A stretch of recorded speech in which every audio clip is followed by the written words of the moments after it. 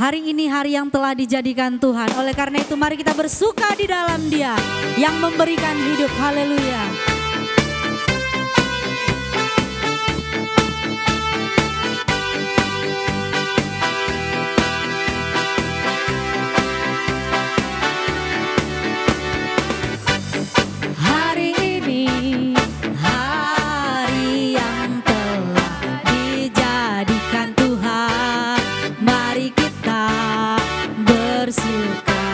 Katakan di dalam Tuhan, di dalam Tuhan bersuka, bersuka. Di dalam siapa? Di dalam Tuhan. Katakan, oh bersuka, bersuka dalam Tuhan. Mari bersuka, bersuka citalah. Oh bersuka, bersuka dalam Tuhan. Sekarang bersuka, bersuka cita. Sekali lagi, lebih semangat lagi. Kita nyanyikan pujian ini. Hari ini hari yang telah dijadikan Tuhan. Mari kita bersuka di dalam Tuhan, di dalam Tuhan bersuka, bersuka. Di dalam siapa? Di dalam Tuhan. Sama-sama yuk. Bersuka, bersuka dalam Tuhan. Mari bersuka, bersuka citalah. Oh bersuka, bersuka dalam Tuhan. Sekarang bersuka, bersuka, bersuka di dalam Tuhan. Suka, bersuka dalam Tuhan. Mari bersuka, bersuka citalah. Oh bersuka, bersuka dalam Tuhan. Sekarang bersuka, bersuka citalah. Sekarang bersuka, sekarang bersuka, sekarang bersuka. Katakan bersuka citalah. Haleluya. Masih semangat. Haleluya Yesus. Mari sama-sama kita menari untuk Tuhan. Haleluya. Jangan ada yang malu menari untuk Tuhan ya. Haleluya Yesus.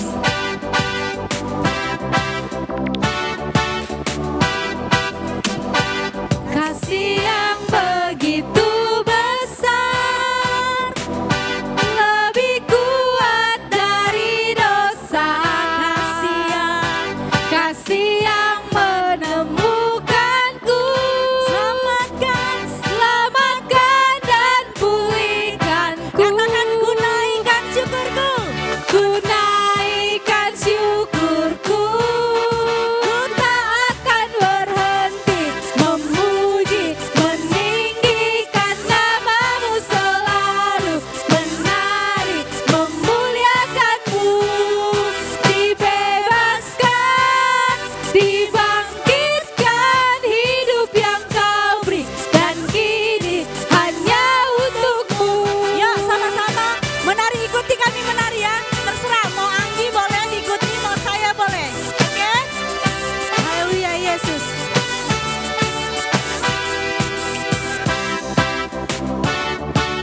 Haleluya Tuhan. Kami bersyukur untuk kebaikan. Kasih ya. Kasih yang begitu besar, lebih kuat dari dosa. Kasih yang menemukanku. Selamatkan dan pulihkan. Sama-sama katakan. Ku naikkan syukurku, ku tak akan berhenti memuji, meninggikan namamu selalu, menari, memuliakanmu. Dibebaskan, dibangkitkan, hidup yang kau beri, dan kini hanya untukmu. Ku naikkan syukurku, kita naikkan syukur kita untuk Tuhan. Haleluya.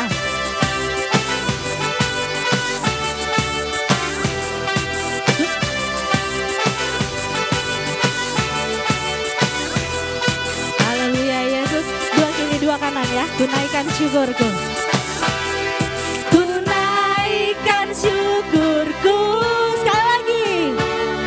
Ku naikkan syukurku. Ku tak akan berhenti memuji, meninggikan namamu selalu, menari, memuliakanmu. Dibebaskan, dibebaskan, dibangkitkan, hidup yang kau beri, dan kini hanya untukmu.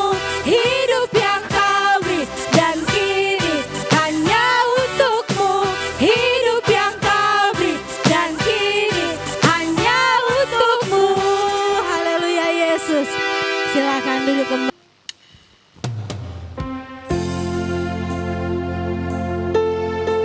Haleluya Tuhan. Kau baik dalam setiap hidup kami Yesus.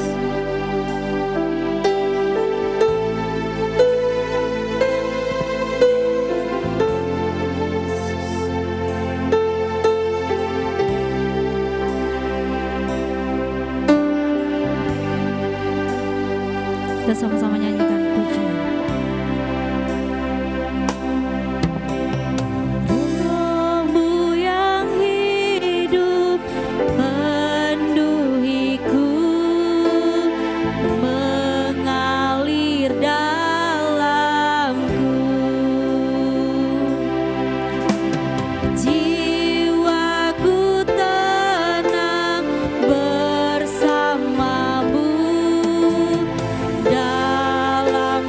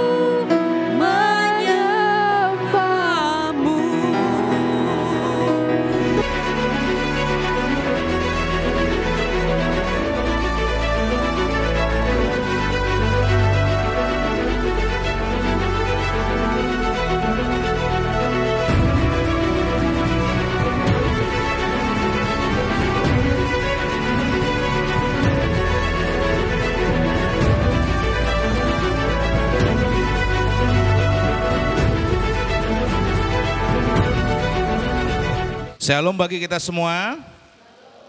Apa kabarnya Bapak Ibu Saudara-saudari? Puji nama Tuhan.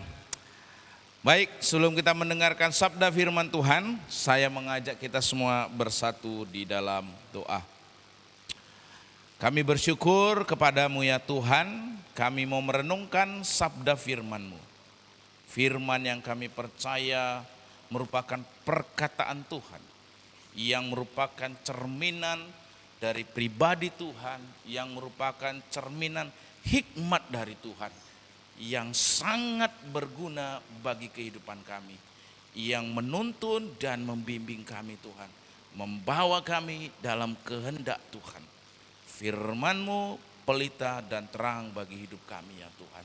Berkatilah hamba-Mu, berkati setiap umat-Mu, segala pengacau, segala tipu daya iblis yang hendak mengambil alih segala konsentrasi daripada umat-Mu, kami mau patahkan, hancurkan dalam nama Tuhan Yesus. Biarlah hanya roh Tuhan, roh kudus itu yang berkuasa berdaulat di tempat ini, di ruangan ini, sehingga pikiran dan hati kami benar-benar siap mendengarkan firman-Mu. Dalam nama Yesus kami berdoa, amin. Bapak Ibu Saudara-saudari, tema kita di bulan Agustus adalah Walk in Wisdom, yang artinya hidup di dalam hikmat. Katakan kanan kiri saudara, hidup dalam hikmat. Hidup dalam hikmat. Dan di minggu yang pertama, kaitannya hidup dalam hikmat, kita mau belajar bagaimana mencari hidup yang lebih baik atau searching for a better life, ya.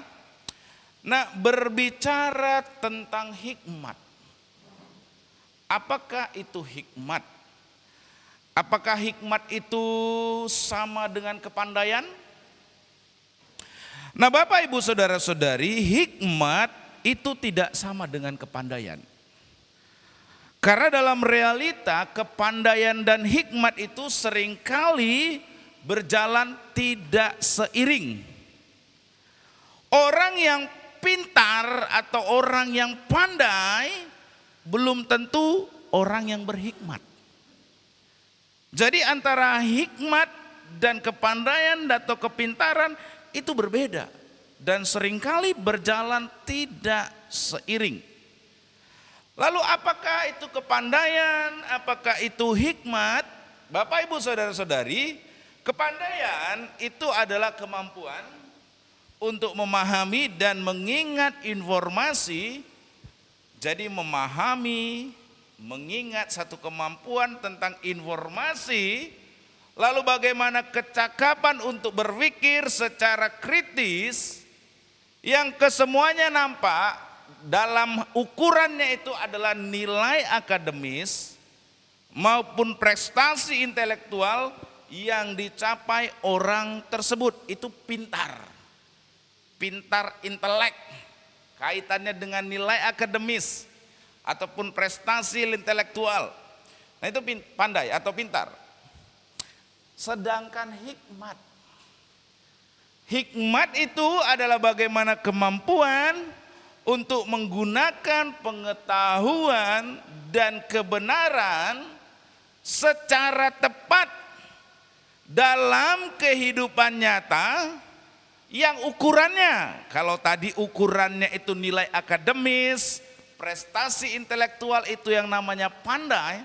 Tapi kalau hikmat, ya, diukur melalui kemampuan yang namanya membuat keputusan yang benar. Jadi orang yang berhikmat itu adalah bagaimana orang yang outputnya, bagaimana dia membuat satu keputusan yang benar. Itu orang yang berhikmat. Lalu kalau dengan demikian, apakah kita tidak perlu kepandaian, yang penting hikmat? No, kedua-duanya perlu saudara. Saudara perlu pandai, saudara perlu pintar, tapi juga saudara perlu yang namanya berhikmat.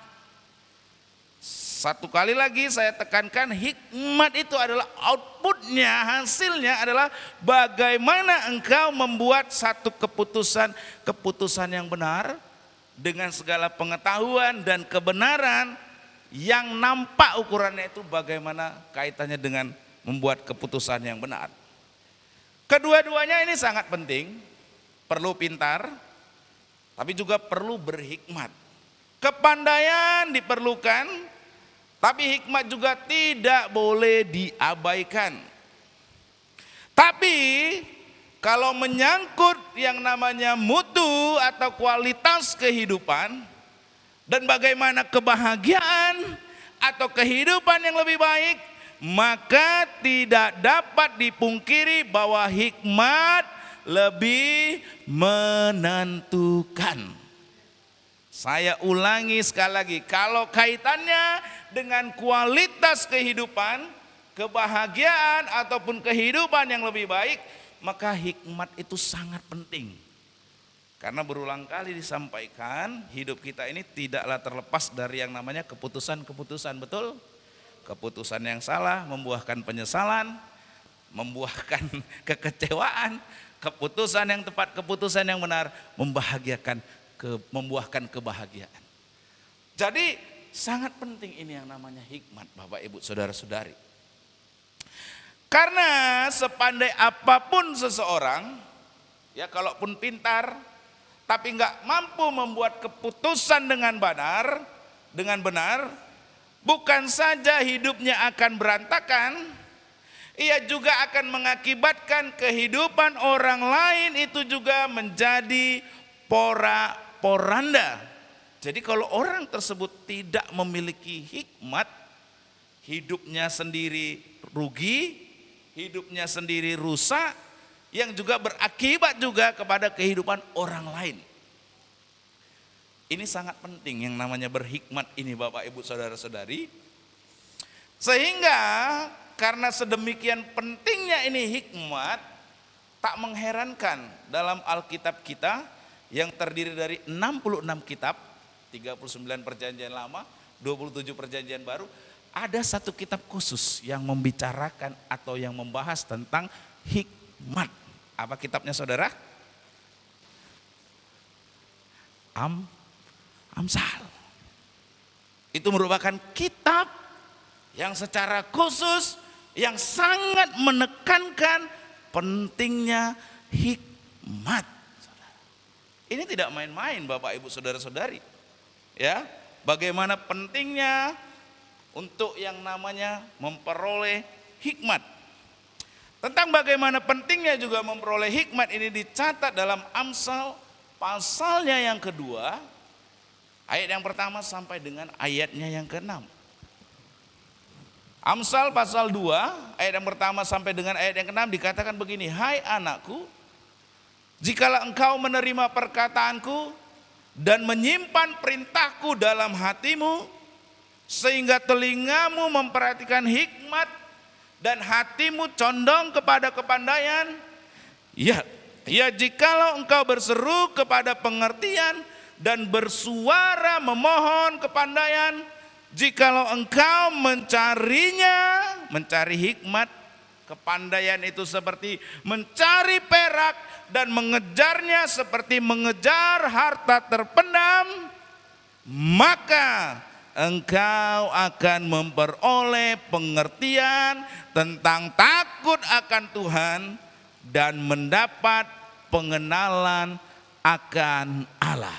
Ayat yang ke-6 kita mau baca sama-sama. 1, 2, 3, ya. Ulangi, stop, belum semangat saudara. 1, 2, 3, ya.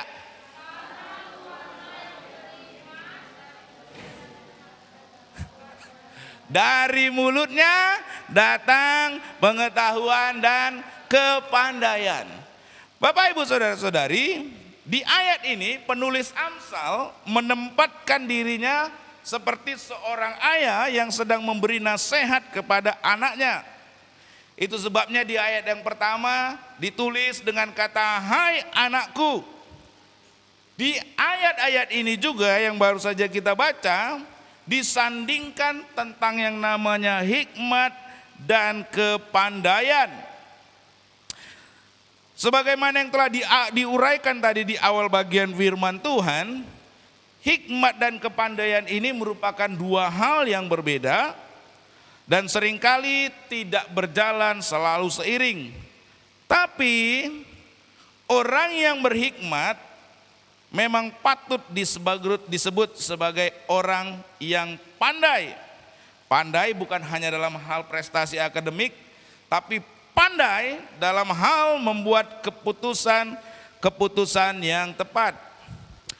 Di ayat-ayat ini kita akan belajar bagaimana agar kita bisa memiliki hikmat dan menjelaskan siapakah orang yang berhikmat itu. Dari ayat-ayat ini Bapak Ibu Saudara-saudari, orang yang berhikmat, orang yang mampu membuat keputusan-keputusan yang benar, keputusan yang tepat, orang tersebut adalah orang yang pertama namanya menghargai hikmat. Orang yang berhikmat yang pertama itu adalah orang yang menghargai hikmat.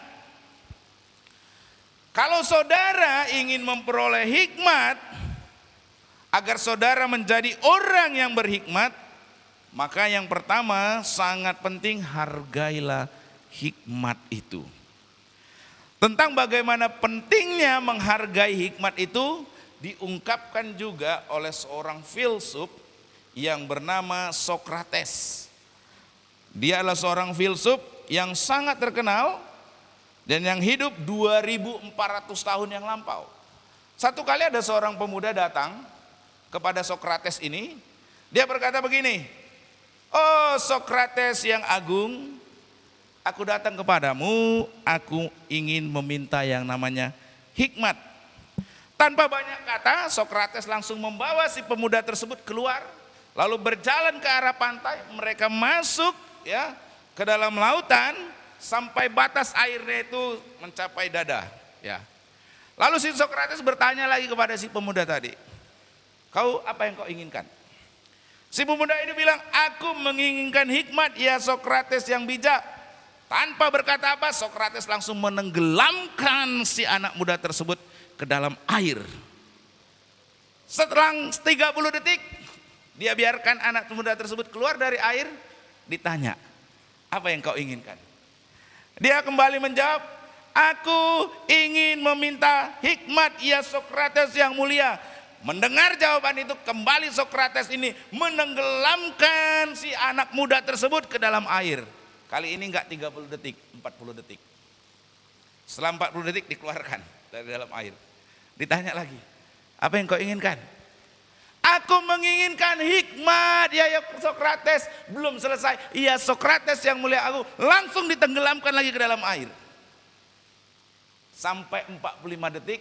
Begitu terus sampai kemudian 50 detik. Kemudian setelah 50 detik dibiarkan pemuda tersebut keluar dari air. Saudara tahu kan? Kalau sudah ditenggelamkan dalam air 50 detik, begitu keluar apa yang terjadi? Tarik napas, tersenggal-senggal. Ditanya lagi, "Apa yang kau inginkan?" Langsung si anak muda jawab, kali ini dia nggak minta hikmat. Dia minta apa? "Aku perlu udara." Aku perlu udara. Lalu Sokrates bilang, "Kalau engkau menginginkan hikmat seperti engkau memerlukan udara, baru engkau akan memperolehnya." Saudara tidak akan pernah bisa mendapatkan hikmat. Berhikmat itu tidak akan pernah saudara bisa capai kalau saudara tidak menganggap hikmat itu sama seperti pemuda tadi, seperti memerlukan udara. Kenapa hidup orang biasa-biasa saja? Karena dia tidak pernah serius mengejar yang namanya hidup berhikmat. Nah Bapak Ibu Saudara-saudari, apa yang mau disampaikan oleh Sokrates melalui cerita ini? Dengan bertindak dan berkata seperti itu, Sokrates ini mengajar anak muda tadi bahwa kalau orang ingin namanya memperoleh hikmat, diperlukan upaya yang apa saudara? Sungguh-sungguh. Katakan ke kanan kiri saudara, diperlukan upaya yang sungguh-sungguh. Saudara tidak akan pernah bisa menjadi orang yang berhikmat kalau tidak mengupayakannya dengan sungguh-sungguh. Makanya tadi pemuda tadi, dia kira dia cukup datang kepada Sokrates, dia ingin meminta hikmat. Tapi Sokrates kasih pelajaran yang penting. Kalau engkau tidak mengupayakan hikmat itu mencarinya, seperti engkau memerlukan udara ketika engkau tenggelam, kau tidak akan memperoleh hikmat itu. Sikap yang serius seperti ini, orang yang sedang berjuang seperti orang yang sedang berjuang untuk mempertahankan kehidupan. Itu sebabnya tadi di Amsal 2 ayat 3 sampai 5 dikatakan begini. Jikalau engkau berseru kepada pengertian dan bersuara memohon kepandaian. Dikatakan di ayat 4, baca saudara 1, 2, 3. Jikalau engkau mencarinya seperti mencari perak dan mengejarnya seperti mengejar harta terpendam. Saudara, kalau mau saudara hidupnya berhikmat, itu seperti orang yang mencari perak. Seperti orang yang mengejar harta terpendam. Saudara pernah nggak lihat orang yang mau mencari emas itu duduk santai-santai? Pernah nggak orang saudara lihat orang yang ingin mengejar harta karun hidupnya duduk-duduk santai-santai? Gak pernah saudara. Gak pernah. Saudara tahu kalau perusahaan itu ingin membuka atau mencari tambang emas, apa yang dia lakukan? Pertama, hutan itu harus diterabas dulu, betul? Lalu harus diperlukan alat-alat berat, upaya yang sungguh-sungguh untuk menggali tanahnya, betul? Enggak pernah kan dengan duduk-duduk santai, betul? Nah, hikmat itu saudara harus cari, saudara harus kejar seperti mengejar harta terpendam. Seperti mengejar perak. Orang yang berhikmat itu harus yang bersungguh-sungguh untuk mencari hikmat tersebut. Haleluya, amin. Itu sebabnya di sini dikatakan, jikalau engkau mencarinya seperti mencari perak, artinya ada upaya yang sungguh-sungguh, serius, dan mengejarnya seperti mengejar harta terpendam, berarti hikmat itu sangat berharga sehingga dicari, betul? Saudara mengapa mengejar emas? Saudara mengapa mengejar harta? Karena itu berharga. Demikian juga hikmat itu harus berharga. Sehingga engkau akan mengejarnya dengan supaya yang sungguh-sungguh, upaya yang serius. Itu sebabnya orang yang berhikmat itu dia akan menghargai hikmat. Menghargai hikmat dengan mencarinya, dengan mengejarnya secara sungguh-sungguh dan serius. Bapak Ibu saudara-saudari, ya, diperlukan satu upaya yang sungguh-sungguh, diperlukan upaya yang serius, Bapak Ibu saudara-saudari. Yang kedua, orang yang berhikmat adalah orang yang menghormati Tuhan. Orang yang berhikmat itu adalah orang yang menghormati Tuhan. Dikatakan tadi di ayat 5, maka engkau, kalau engkau mencari hikmat tadi seperti mengejar harta terpendam, mencarinya seperti mencari perak, maka engkau akan memperoleh pengertian tentang takut akan Tuhan dan mendapat pengenalan akan Allah. Di ayat yang ke-6, karena Tuhanlah dikatakan apa saudara? Kurang semangat, yang apa saudara? Yang memberi hikmat. Jadi orang yang berhikmat itu adalah orang yang menghormati Tuhan. Karena Tuhan yang memberi hikmat. Dari mulutnya datang pengetahuan dan kepandaian.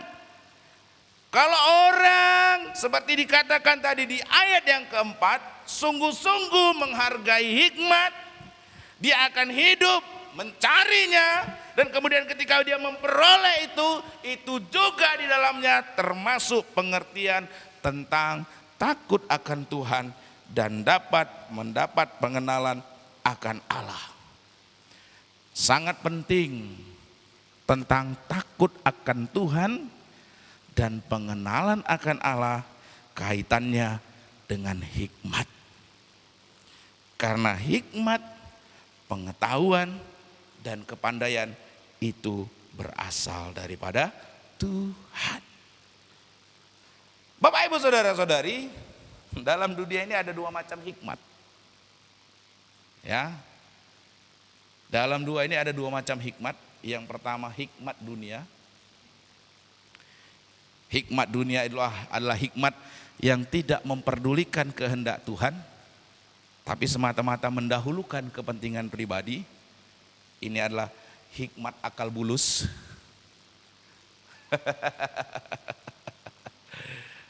Sedangkan hikmat yang daripada Tuhan itu adalah hikmat yang tidak terlepas dari sikap takut kepada Tuhan. Hikmat yang berasal dari dunia ini, kalaupun itu bertentangan dengan kehendak Tuhan, tetap aku akan jalankan, asal menyenangkan diriku. Itulah hikmat daripada dunia ini. Tetapi kalau hikmat daripada Tuhan, hikmat tersebut tidaklah terlepas dari sikap takut kepada Tuhan. Kalau hikmat yang daripada Tuhan, dia akan memperdulikan kehendak Tuhan melebihi kepentingan pribadinya semata. Sedangkan kalau hikmat dari dunia ini akan dilakukan, akan dikerjakan sekalipun itu bertentangan dengan kehendak Tuhan, yang penting menyenangkan diriku. Itu hikmat dari mana? Dari dunia ini. Jadi saudara perlu tahu nih ya, jangan Pak Tuhan memberi hikmat sama saya, tapi tujuannya menyenangkan dirimu. Itu hikmat dunia. Saya ulangi sekali lagi, jangan saudara bilang Tuhan memberi hikmat sama saya, tapi dengan tujuan itu untuk menyenangkan dirimu dan bertentangan dengan kehendak Tuhan. Itu bukan hikmat dari Tuhan, itu hikmat dari, ada amin, ada amin. Tentang hikmat daripada dunia, ya, hikmat seperti ini yang digambarkan melalui kisah tentang kancil yang mencuri timun. Ini adalah cerita tentang dongeng, tapi nilai-nilainya sangat baik. Ya, satu kali seorang petani menemukan ini beberapa buah dari timunnya itu hilang dari ladangnya. Ya, karena hilang, dia kesal, dia menduga ini pasti yang mencuri timunnya ini si kancil ini. Maka dari itu dia membuat sebuah jebakan, ya, membuat sebuah jebakan, dan ketika ia memasang perangkap jebakan ini, berhasil dia menangkap si kancil. Nah, singkat cerita, setelah tertangkap, si Pak Tani ini memasukkan si kancil ke dalam sebuah kurungan ayam dan menaruh sebuah batu yang cukup besar di atas kurungan tersebut agar si kancil tidak dapat menggulingkan kurungan tadi dan keluar dari dalamnya. Kemudian petani tadi berkata, aku akan pergi ke pasar membeli bahan untuk bumbu sate dan aku akan menyate si kancil ini, katanya, ya kan? Nah, tidak lama kemudian, ya, nih saudara, lewatlah anjing milik Pak Petani di dekat kurungan tersebut. Ia bertanya kepada si kancil, kancil, mengapa engkau berada dalam kurungan ini? Dengan wajah yang tersenyum gembira, si kancil berkata, aku akan diambil menantu oleh Pak Petani. Si anjing bertanya, loh, kenapa engkau yang diambil menantu dan bukan diriku? Bukankah engkau telah merugikan banyak petani, telah banyak merugikan Pak Petani? Sedangkan aku ini, aku lebih banyak membantu dirinya. Dengan memasang wajah yang polos, si kancil menjawab, ya memang sudah rezekiku. Namun kalau engkau memang ingin menjadi menantu Pak Petani itu, aku bersedia menyerahkan tempatku ini kepada dirimu, katanya. Nah, si anjing merasa heran dan bertanya, betul itu, katanya. Dengan wajah yang dibuat searif mungkin si kancil berkata, tentu, Karena engkau adalah sahabatku, gulirkanlah batu yang di atas kurungan ini supaya aku dapat keluar dan engkau ganti aku masuk ke dalam kurungannya. Nah, mempercayai kata-kata si kancil, maka sang anjing menggulirkan batu di atas kurungan tadi. Sekarang si kancil dapat keluar dalam kurungan dan ganti si anjing yang masuk ke dalamnya. Kemudian sambil berlari menjauh, si kancil berkata kepada sang anjing, jangan lupa ya mengirim kepadaku undangan pesta pernikahanmu dengan putri Pak Petani. Saudara nangkap ceritanya? Saudara nangkap? Siapa sering kali yang membuat ulok-ulok seperti kancil tadi?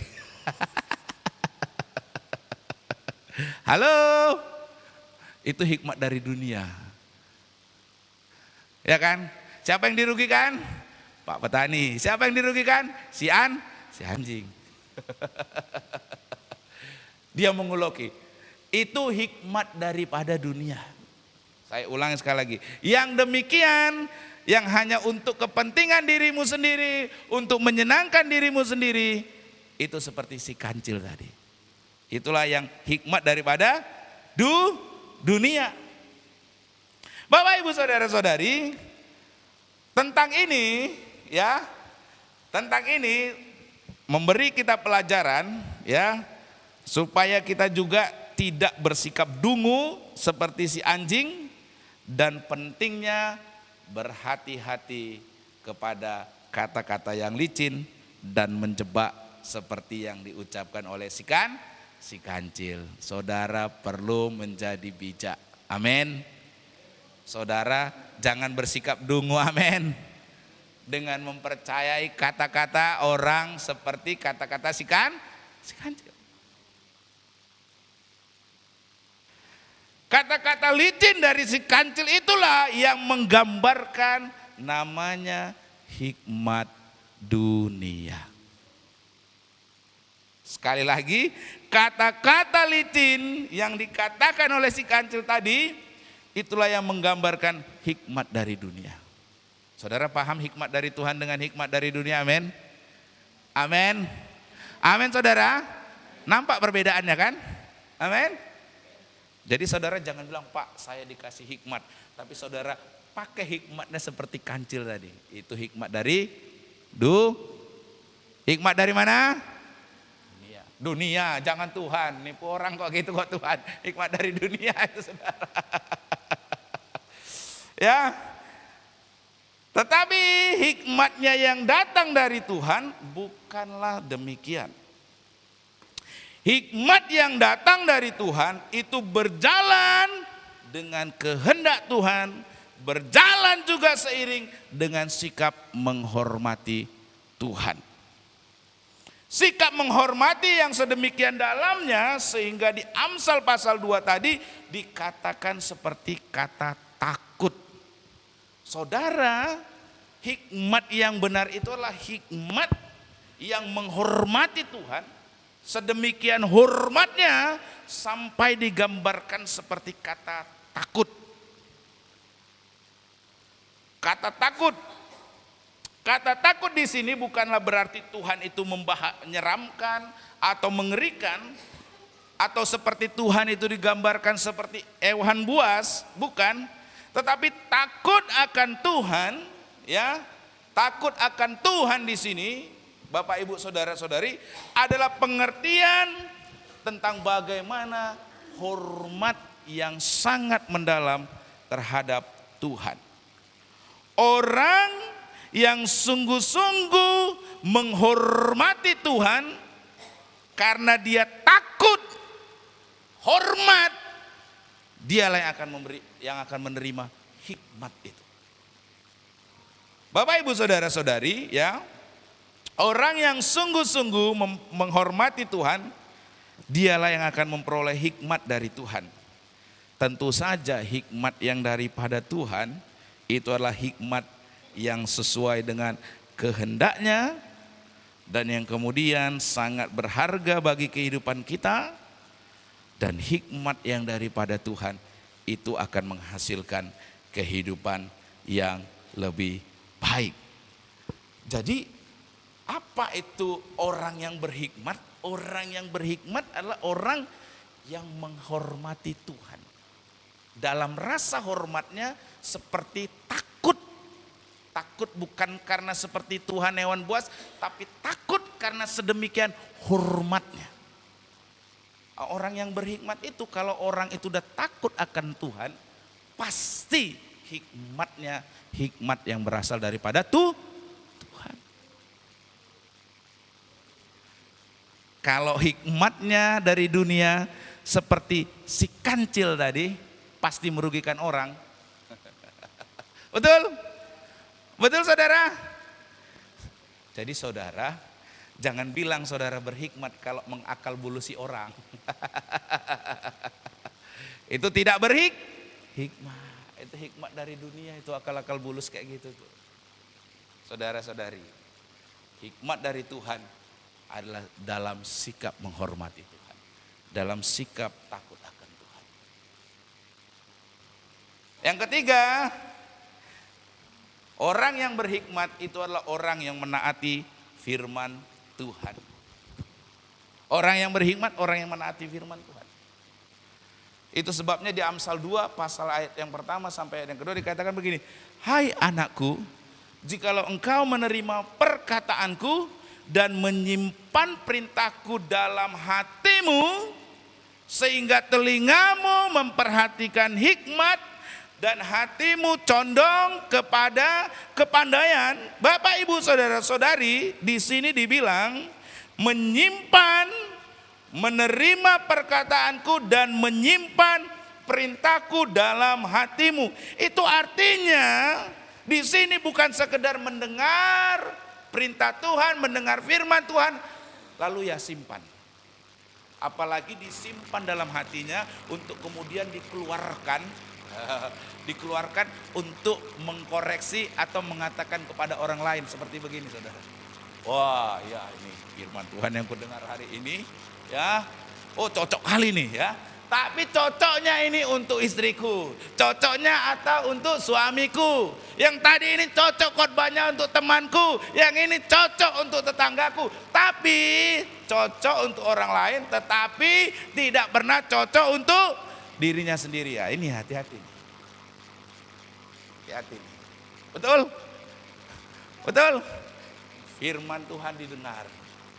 Didengar, disimpan, tapi dicocokkan firmannya ini hanya untuk orang lain. Nah, orang yang sedemikian ini bukan orang yang berhikmat. Karena orang yang berhikmat adalah orang yang mendengar dan menyimpan dan kemudian melakukan apa yang firman Tuhan sampaikan. Menyimpan perintah Tuhan ya, bukanlah dalam arti sekedar menjadikan firman Tuhan itu sebagai bahan koleksi. Oh ya, ayatnya di sini saya tahu. Tentang ini oh saya tahu. Tentang begini saya mengerti. Tahu. Bukan, itu kalau yang begitu itu hanya sekedar koleksi banyak-banyak firman Tuhan, saudara. Oh, tentang firman Tuhan ini tahu. Tentang firman Tuhan ini iya ngerti. Ayatnya di mana tahu. Itu firman Tuhannya sebagai koleksi. Firman Tuhan itu jangan sekedar disimpan sebagai koleksi. Biasanya firman Tuhan itu seringkali keluar di hari Natal. Kan gitu kan. Dikeluarkan koleksinya ayat apa? Ayat hafalan. Betul gak? Iya. Keluar semua itu ayat-ayat hafalan itu. Tapi hanya sekedar koleksi. Tapi lebih daripada itu, firman Tuhan itu haruslah diterapkan dalam kehidupan sehari-hari. Seperti yang kita sudah bahas di minggu yang lalu. Yang namanya orang yang mempercayai firman, orang yang namanya percaya kepada Tuhan, itu juga orang yang mempercayai firman-Nya, betul? Karena itu seperti sekeping uang logam dengan dua mata sisi, betul? Orang seringkali percaya Tuhan, betul. Tapi seringkali gak mau mempercayai perkataan firman-Nya, betul atau betul? Betul atau betul? Percaya Tuhan sanggup menolong. Ya. Tapi tidak mempercayai firman yang disampaikan. Betul nggak? Dia percaya sama Tuhan. Tapi dia mau Tuhan itu bekerja seperti perkataannya, seperti keinginannya. Nah ini orang yang nggak mempercayai Tuhan, orang yang seperti itu. Orang yang mempercayai Tuhan itu juga harus orang yang juga mempercayai firman-Nya. Itu sejalan, jangan dipisahkan.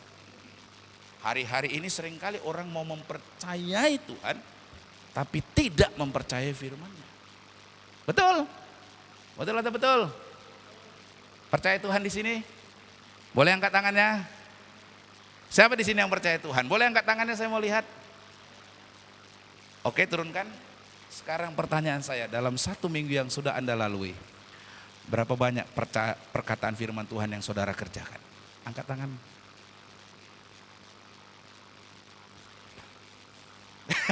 Saudara percaya Tuhan? Percaya, betul, saudara percaya. Tapi apakah saudara mempercayai firman-Nya? Belum tentu. Dan itulah kesalahannya, saudara. Itulah kesalahannya. Kita seringkali mempercayai Tuhan, tapi Tuhan yang kita percaya tidaklah seperti Tuhan apa yang difirmankan oleh Tuhan, apa yang disampaikan dalam Alkitab. Betul? Kita mau percaya Tuhan, tapi sesuai dengan keinginan kita. Haleluya. Itu sama seperti bos gitu kan. Percaya apa kata bos? Percaya. Apa yang diperintahkan bos dilakukan? Enggak. Betul kan? Iya, saudara. Padahal mempercayai Tuhan itu sama dengan mempercayai firman-Nya. Mempercayai firman-Nya itu sama dengan mentaati perintah-perintahnya. Dan itulah yang namanya sikap menghormati Tuhan. Orang yang sungguh-sungguh menghormati Tuhan, dia akan melangkah sesuai dengan perintahnya. Bapak, Ibu, saudara-saudari, perintah Tuhan, firman Tuhan merupakan cerminan hikmat daripada Tuhan. Betul? Perkataan Dani merupakan cerminan dari diri Dani. Betul? Perkataan Anggi itu merupakan cerminan dari diri Anggi. Betul? Apa yang Anggi katakan, itulah dirinya. Betul? Apa yang Dani sampaikan, itulah dirinya. Betul? Apa yang Tuhan firmankan, itulah pribadi Tuhan. Amin. Itulah juga cerminan daripada hikmat Tuhan. Saudara, firman Tuhan itu hikmat Tuhan. Itulah kebenaran Tuhan, itulah pengetahuan Tuhan, itulah cerminan dari diri Tuhan. Jadi kalau saudara menghormati Tuhan, itu sama dengan saudara menghormati firman-Nya, karena itulah pribadi Tuhan. Karena di sanalah hikmat Tuhan, karena di sanalah pengetahuan Tuhan, karena di sanalah kebenaran Tuhan. Dan perlu kita taati. Siapa di sini yang kemampuannya tak terbatas? Siapa di sini pengetahuannya yang tak terbatas? Siapa di sini yang memiliki hikmat yang tak terbatas? Enggak ada. Tak seorang pun kita, betul? Itu sebabnya kita perlu Tuhan yang hikmatnya tak terbatas, yang pengetahuannya tak terbatas, betul? Yang kepandaian dan pengertiannya tidak terbatas. Tapi seringkali kita sudah melebihi daripada Tuhan, betul? Betul atau betul? Iya kan? Kita merasa lebih pintar. Kita merasa lebih tahu. Kita merasa lebih hebat.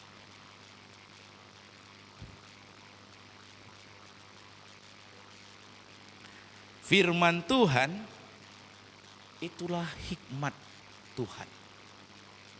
Saya ulangi, firman Tuhan itulah cerminan daripada yang namanya hikmat Tuhan.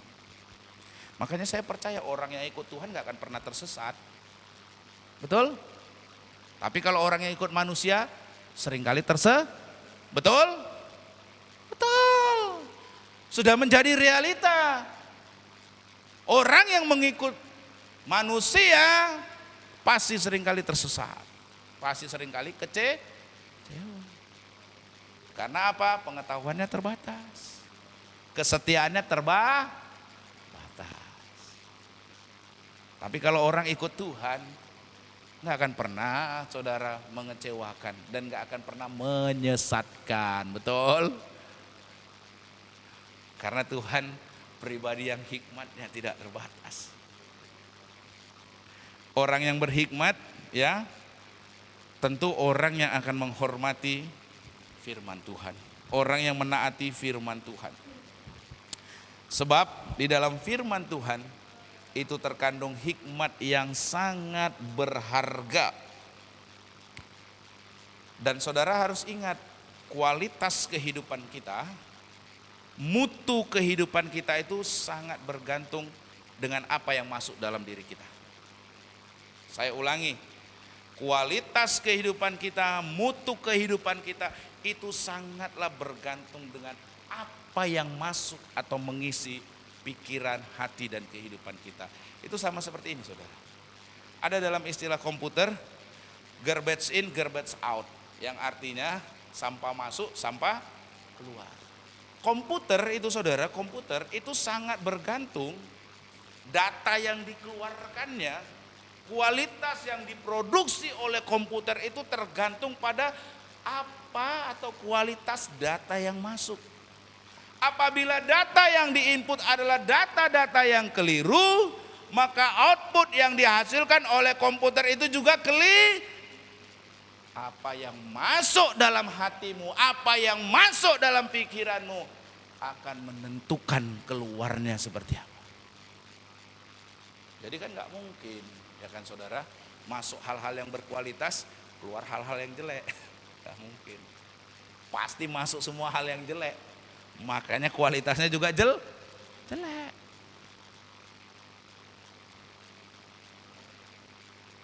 Apabila data yang dimasukkan bersifat akurat, maka output yang dihasilkan juga akanlah tepat. Ini komputer ini. Nah, diri saudara ibarat komputer. Bagus outputnya atau tidak, tergantung di inputnya bagus atau tidak. Masuknya bagus atau tidak. Haleluya. Haleluya. Apa yang mengisi, apabila yang mengisi hati dan pikiran kita adalah firman Tuhan, yang juga merupakan cerminan dari hikmat Tuhan yang sangat bermutu, maka buah dari kehidupan kita juga akanlah sangat berbobot. Wah, ini luar biasa ini, saudara. Apa yang mengisi hati dan pikiran kita itu akan sangat menentukan kehidupan kita berbobot atau kehidupan yang asal-asalan, kehidupan yang sia-sia. Saudara, ini sangat penting ya. Saudara mau keluar outputnya bagus? Mau keluar dari dalam kehidupan saudara outputnya bagus? Hasilnya bagus? Keluarnya itu bagus, mau? Mau saudara? Masuknya apa yang di pikiran dan hati saudara? Kalau masuknya yang tidak baik, yang mengisi hati dan pikiran saudara itu adalah hal-hal yang tidak baik, pasti keluarnya juga tidak baik. Tadi saudara bilang mau hasilnya bagus, mau. Harus yang masuk yang bagus. Saya kemarin sharing sama Bu Justinov, kalau yang masuk dalam pikiran dan hatinya kekecewaan, kemarahan, kesedihan, penderitaan, outputnya gimana? Happy? Nggak mungkin, nggak mungkin. Kalau yang di dalam masuknya itu di pikirannya itu tentang sakit hati, kecewa, kemarahan, nggak mungkin outputnya itu dia haleluya, haleluya, nggak mungkin. Yang ada outputnya apa? Pendiam. Yang ada outputnya apa? Mengurung diri. Yang ada outputnya apa? Tak mau berkenalan atau tak mau berkumpul bersama dengan siapa. Kenapa? Karena inputnya itu adalah hal-hal yang negatif. Kalau yang masuknya itu kekecewaan, kemarahan, kepahitan, outputnya itu ya udah nampak. Betul? Betul saudara? Makanya kalau saudara lihat orang itu happy terus, bahagia terus, sukacita terus, itu yang masuknya yang bagus itu. Yang masuk di pikirannya, yang mengisi hati dan pikiran itu bagus. Outputnya kelihatan. Tapi kalau udah murung terus, ya lihat orang kayak mau makan orang, itu yang masuk udah jelas, ya kan? Iya, kalau dilihat pun udah seperti kayak mau makan orang, kayak mau menelan orang hidup-hidup, wah itu udah nampak lah itu yang masuk apa itu.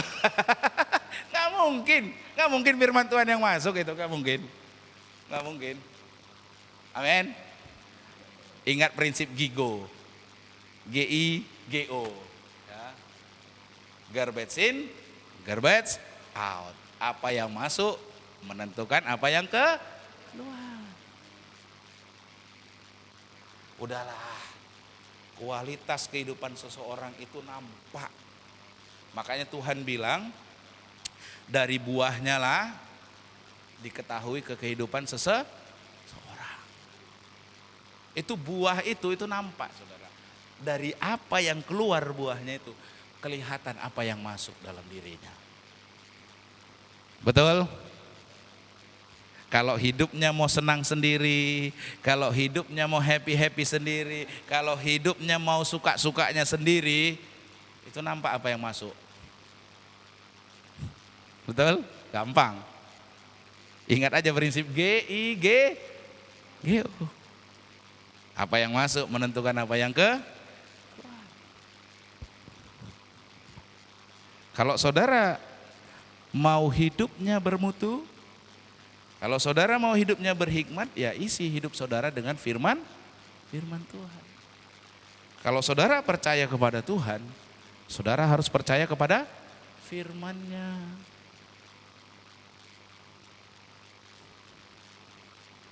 Untuk bisa menjadi orang yang berhikmat, membuat keputusan-keputusan yang tepat dan benar, bukan sekedar didasarkan kepada kepandaian, tapi didasarkan kepada hikmat Tuhan, maka kita perlu firman Tuhan.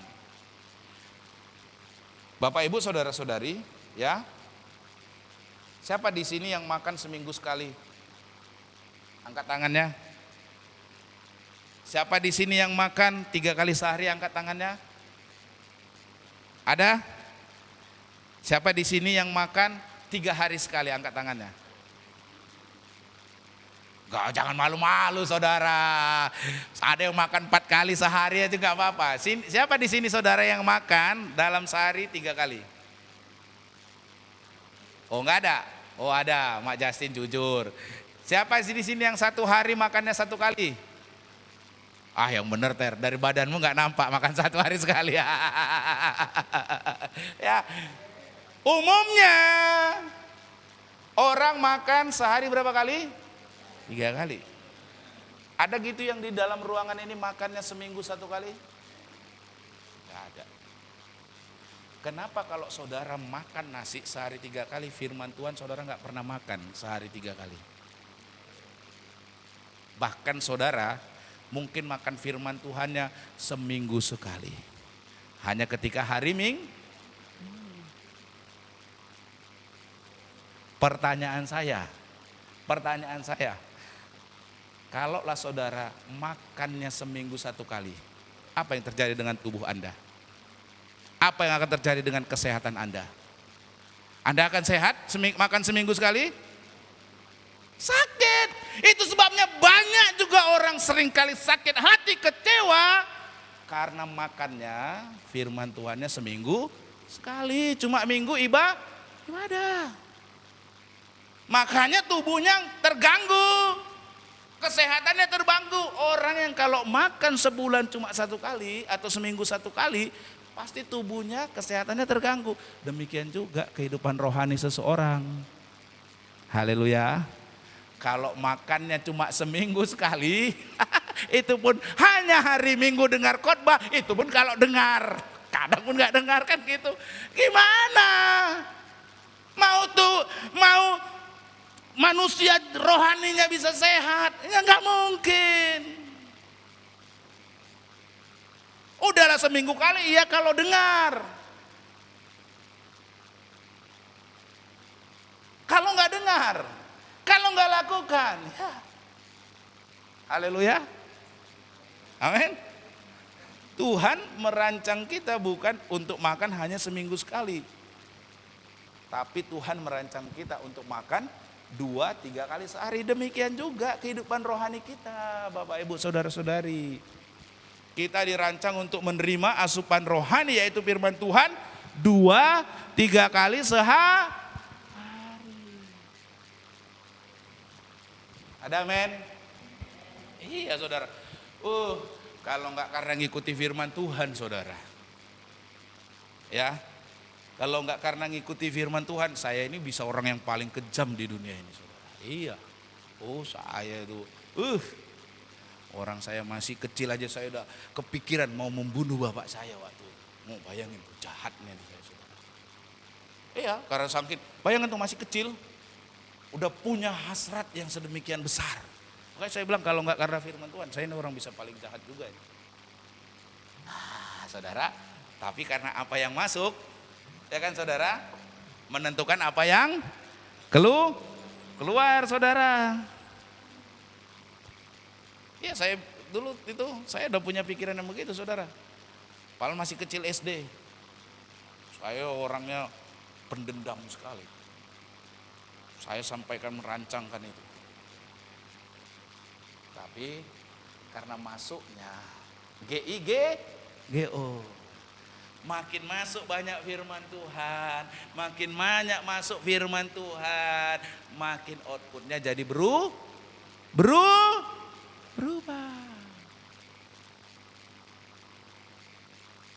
Oleh karenanya saudara jangan lupa ibadah hari. Saudara mau seminggu makan 1 kali? Siapa di sini yang mau makan seminggu 1 kali makanan jasmani? Ada? Gak ada kan? Saudara makan setiap hari berapa kali sehari? 2-3. Kalau saudara tubuh jasmaninya aja saudara perlu makan 2-3 kali dalam 1 hari, begitu juga manusia rohani saudara. Amin. Saudara perlu makan 2-3 kali sehari. Jangan makan 1 kali seminggu, itu pun kalau makan. Haleluya. Amin saudara. Ya saudara.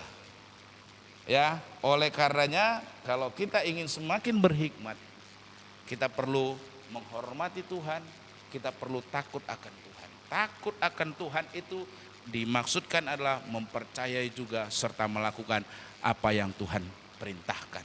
Amin. Karena perintah-perintah Tuhan itulah cerminan dari hikmat Tuhan. Kalau kita sehari makan 3 kali, maka kita pun wajib memakan makanan rohani firman Tuhan juga 2-3 kali dalam sehari, supaya tubuhmu baik jasmani sehat, tubuhmu manusia rohaninya juga menjadi sehat. Amin. Mau berhikmat? Mau berjalan dalam hikmat Tuhan? Mau mempunyai kehidupan yang lebih baik? Saudara perlu berhikmat. Orang yang berhikmat akan menghargai hikmat. Yang kedua, orang yang berhikmat dia akan menghormati Tuhan. Karena dari Tuhanlah hikmat, pengetahuan dan kebenaran. Amin. Dan orang yang berhikmat itu bukan hanya sekedar mengkoleksi, menyimpan, tapi juga orang yang menaati firman Tuhan. Pak, gimana saya menaati firman Tuhan? Kenapa rupanya kok sulit? Iya Pak, firman Tuhan pun gak pernah saya dengar. Nah itu problem lagi saudara. Ya kan, kenapa selama ini gak menaati firman Tuhan? Karena gak ada firman Tuhan yang didengar. Nah itu tadi problemnya dengan makan sehari wajib 2-3 kali sehari. Amin. Amin. Saudara gak akan mungkin bisa menaati kalau gak ada yang dengar. Jadi saudara wajib ibadah harian sederhananya. Lalu saudara bacalah firman Tuhan. Amin. Mari kita tundukkan kepala, kita bersatu dalam doa. Terima kasih Tuhan. Terima kasih Tuhan. Di bulan ini kami belajar berjalan dalam hikmat Tuhan. Hikmat Tuhan yang menjadikan kami, membuat kami mengambil keputusan-keputusan yang benar. Dan sumber hikmat adalah Tuhan. Karena firman Tuhan itulah cerminan daripada hikmat-Mu ya Tuhan. Biarlah kami mengisi kehidupan kami dengan hikmat yang daripada-Mu ya Tuhan. Dimulai dengan sikap menghormati Tuhan, sikap takut akan Tuhan. Itulah yang akan memunculkan hikmat Tuhan, kebenaran Tuhan, pengetahuan Tuhan dalam kehidupan kami. Hari ini kami belajar untuk senantiasa, untuk boleh mendengar firman Tuhan dan mentaati firman Tuhan. Agar kehidupan kami boleh menjadi kehidupan yang berhikmat. Tolong kami Tuhan. Biarlah kami tidak mengeraskan hati kami dengan pikiran, pengetahuan yang kami punya yang terbatas ini. Tapi kami mulai bersandar kepada Tuhan, pribadi Tuhan. Yang hikmat, pengertian dan pengetahuannya yang tidak terbatas. Terima kasih Tuhan. Biar kami tidak menjadi pribadi-pribadi yang bebal, yang keras kepala. Yang angkuh dengan diri kami. Tapi kami mau belajar merendahkan hati kami. Untuk mulai mentaati, mengikuti firman-Mu ya Tuhan dalam hidup kami. Karena percaya kepada Tuhan, itu berarti juga mempercayai firman-Mu ya Tuhan. Kami tidak mau Tuhan mempercayai pribadi Tuhan, tapi seperti apa yang menjadi keinginan kami. Terima kasih Tuhan, terima kasih buat firman-Mu. Dalam nama Yesus kami berdoa, amin.